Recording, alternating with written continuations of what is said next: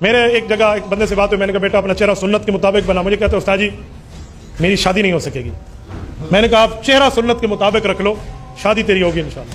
سسر نہیں مانتا. میں نے کہا بات ہو جائے گی. اس نے داڑھی نہیں کٹوائی. سسر اسے کہتا رہا, اس نے نہیں کٹوائی. آخر اس نے بات طے کر لی, بھائی یہ داڑھی کٹوائے گا, چھوٹی کرائے گا, پھر بات بنے گی, ورنہ یہ ہے وہ ہے فلاں. سسر سے ہماری ملاقات ہو گئی. اب تاریخ رکھنے کی باری تھی. تو الحمدللہ میرے 4 ماہ لگے ہیں. میں بہت اچھی طرح نرمی گفتگو بھی جانتا ہوں, اور کہیں کہیں میری ملت قریش والی رگ پھڑک اٹھے تو پھر گفتگو اور بھی جانتا ہوں. تو ان کے سسر سے بات ہوئی تو اس نے اتنا برا لفظ سنت رسول کی لکھا, میں وہ بتا نہیں سکتا. تو مجھے وہاں تھوڑا سا معاملہ کچھ دوسری طرف چلا گیا. تو میں نے انہیں کہا بزرگ صاحب یہ داڑھی کٹوائے گا, میں اسے حجام کے پاس لے کر جاؤں گا, کٹوا لیں گے. آپ ذمہ داری لے رہے ہیں؟ میں نے کہا ذمہ داری لے رہا ہوں, ایک شرط پر. ساتھ آپ کی بیٹی بھی جائے گی, وہ بھی گنجی ہوگی, وہ بھی بال کٹائے گی. اس کی آنکھیں سرخ ہو گئی. اور میں نے اسے ایسے جیسے جواب دینے کا, میں نے کہا آپ اپنی بیٹی کا حلق کرائیں, گنجا کرائیں. کیوں حلق کراؤں؟ آپ میری بیٹی کی عزت پہ بول رہے ہو. میں نے کہا تمہیں شرم نہیں آتی؟ رسول اللہ کی سنت پر بول رہے ہو. پھر وہ آئیں بائیں شائیں والی بات تھی. میں نے کہا تمہیں رسول اللہ کی سنت کا پاس نہیں ہے, اپنی بیٹی کے سر کے بالوں پر اتنی باتیں آ گئی.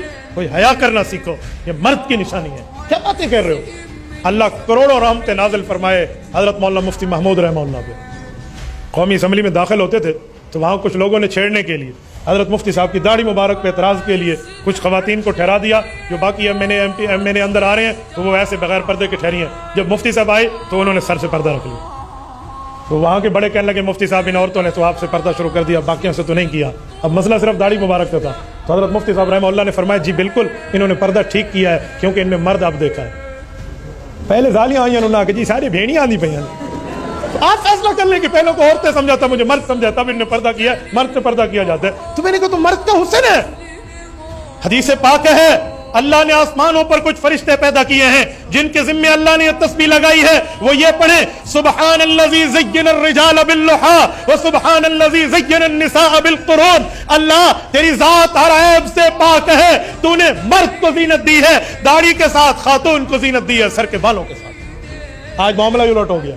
آج اس پارلر میں بال کٹ رہے ہیں اور ہیئر ڈریسر کی دکان میں داڑھی کٹ رہی ہے. میرے دوستو مجھے بڑی بڑی خواتین کی طرف سے کبھی رکا آتا ہے, کبھی فون آتی ہے, کبھی کال پہ پوچھتے ہیں بیوٹی پارلر کی جاب کیسی ہے, بیوٹی پارلر یہ اس کا معاملہ کیسا ہے. میں انہیں ایک بات سمجھایا کرتا ہوں, کیا بیوٹی پارلر؟ بیوٹی پارلر کا معنی چہرہ دھو کے دے دو تو بالکل ٹھیک ہے. آپ نے پلکنگ کرنی ہے, وہاں آپ نے تھریڈنگ کرنی ہے, آپ نے آئی بروز بنانی ہے, آپ نے خلاف سنت کٹنگ کرنی ہے تو 100% حرام. ہاں ایسا خالی منہ دھو کے دے جو میں کہ جی ایسا منہ دھو رہا ہوں, یہ کری بلا ہے. المغیرات لخلق اللہ فرمایا بھویں اس طرح کے معاملات ان آبروؤں کو بنانے والیاں